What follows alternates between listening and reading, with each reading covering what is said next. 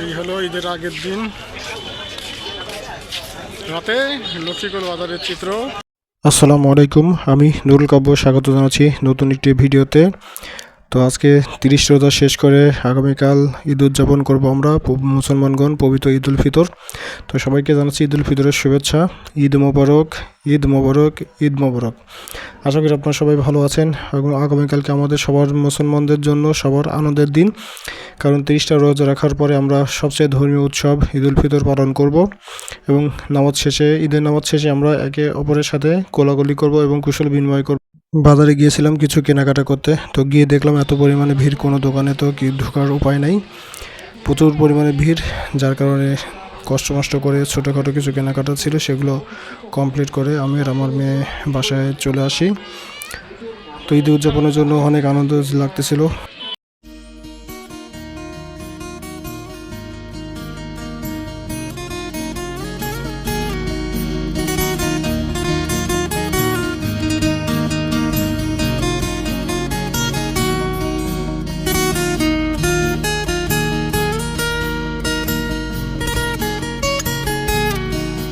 বাসায় আসার আগে ঈদের আগের দিন রাতের বাজারের চিত্র আপনাদের সঙ্গে একটু শেয়ার করার জন্য ভিডিও করতেছিলাম।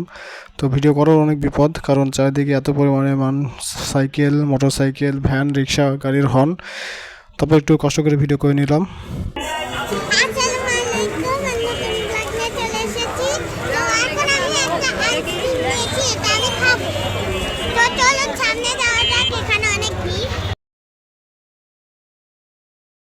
তো আমার মেয়ে বলতেছিল যে বাবা আমি একটু কথা বলি।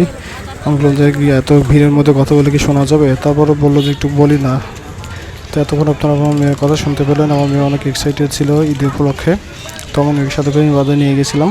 আমু আর অত দূরে না যাই, এখান থেকে ঘুরে যাই আমরা। হ্যাঁ,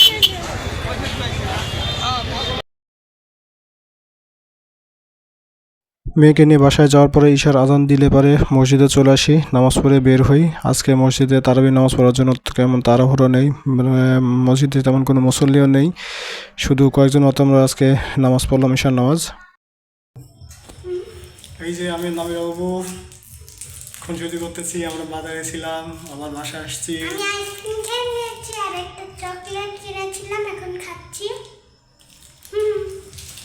সবাইকে ঈদের শুভেচ্ছা, ঈদ মোবারক।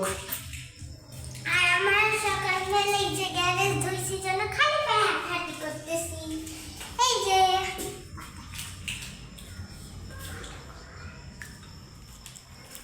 দেখুন না, খালি পায়ে হাঁটাহাঁটি করতেছি।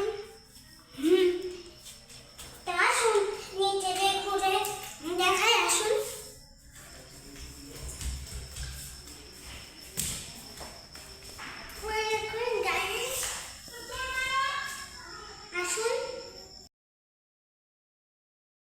তো আমি অনেক মজা করতেছিলাম রাতের বেলা। আজকের মতো ব্লগ এ পর্যন্তই, দেখা হবে আগামীকাল ঈদের ব্লগে।